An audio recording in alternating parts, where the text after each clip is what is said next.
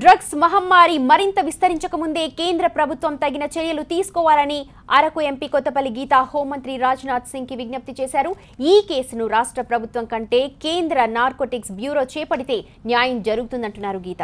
రాష్ట్రాలపై ఒత్తిడి వచ్చే అవకాశం ఉన్నందున నార్కోటిక్స్ బ్యూరోలో సిట్ ఏర్పాటు చేసి విచారించాలని కోరినట్లు చెప్పారు అరకు ఎంపీ. హైదరాబాద్లో జరుగుతున్న డ్రగ్ ర్యాకెట్ విషయం, అలాగే ఆంధ్రప్రదేశ్లో గంజాయి విచ్చలవిడితనంగా పండించడం, తర్వాత అక్కడి నుంచి రకరకాల రాష్ట్రాలకు తరలించడం కూడా జరుగుతుంది.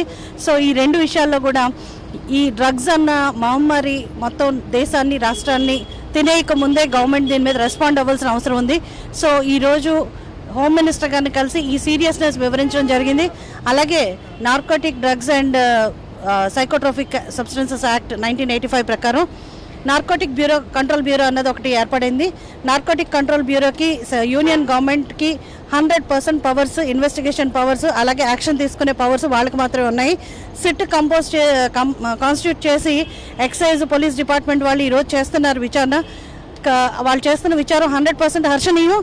కానీ కేవలం చిన్నవాళ్ళు మాత్రమే టార్గెట్ చేయకుండా ఇంత పెద్ద డ్రగ్ ర్యాకెట్ జరుగుతుందంటే చాలామంది పెద్దవాళ్ళ పేర్లు కూడా వినిపిస్తున్నాయి. సో అంత పెద్దవాళ్ళ పేర్లు, ఇండస్ట్రియలిస్టులు, పెద్ద యాక్టర్స్, పెద్ద హీరోస్, లేకపోతే పొలిటీషియన్స్ పేర్లు వినిపిస్తున్న ఈ తరుణంలో స్టేట్ గవర్నమెంట్ ఈ విచారణ చేపట్టడం ఎంతవరకు సమంజసం అన్నది తేలవలసి ఉంది. అదే కాకుండా రకరకాల ప్రెషర్స్లో ఈ ఇన్వెస్టిగేషన్ జరగడం అన్నది మనం చూస్తున్నాం. ఎలాంటి ప్రెషర్స్ అంటే చివరికి అకున్ సబర్వాల్ గారికి థ్రెటనింగ్ కాల్స్ వచ్చే పరిస్థితి ఉంది.